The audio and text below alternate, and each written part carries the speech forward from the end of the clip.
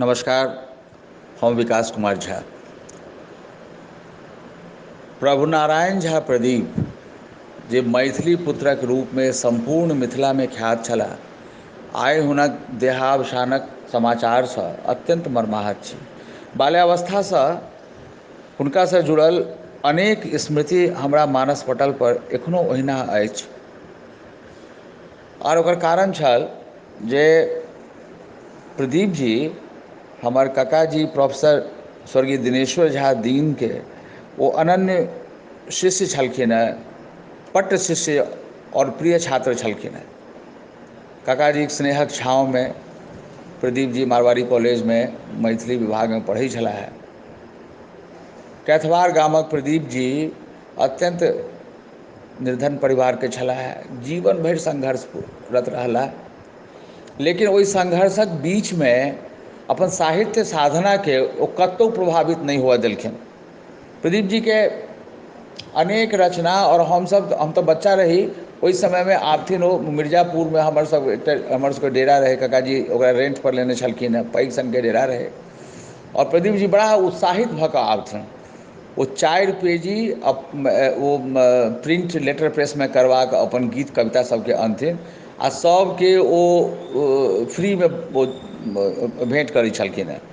ओहि ज़माना में हमरा मोन पड़ैए जे कि सिनेमा हॉल सब में जे हमसब सिनेमा देखल रही तऽ इंटरवल में सिनेमा के गीत सब ओहि विशेष सिनेमा के जे हमसब देख रहल होइ छलहुँ हेँ से बेचऽवला अबै, चनाचूर बेचै, ओ सिनेमा के गाना 4 पेजी बेचै, 10 पैसा या किछु दाम रहै छलै ओकर।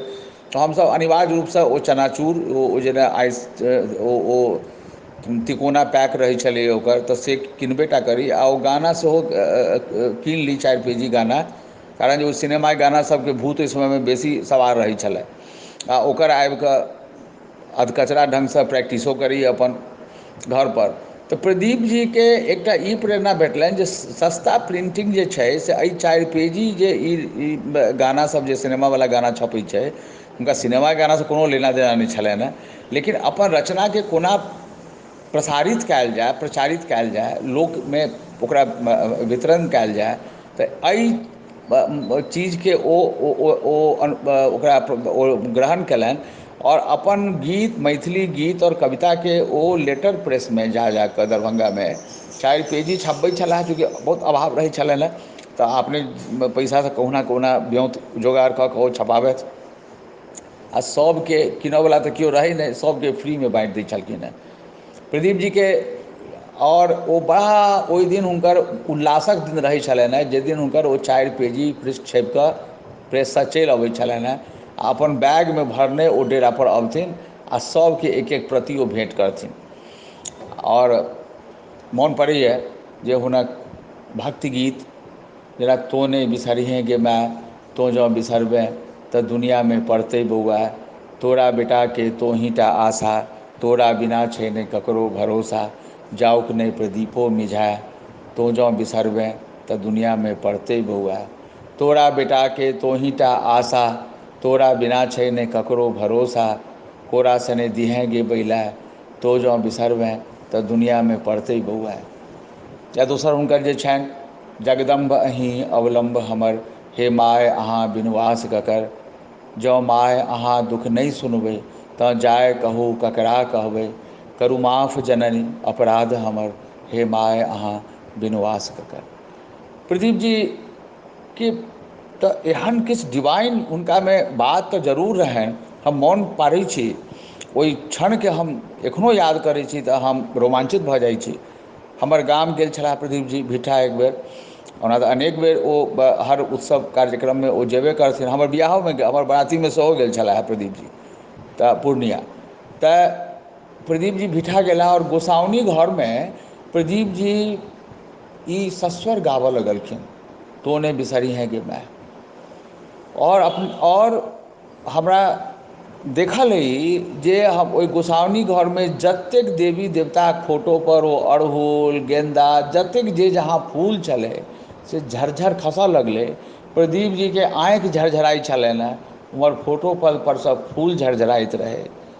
प्रदीप जी हमर सबक होश हवास में मिथिलाक लोककण्ठक एकटा अमर गायक छलाह।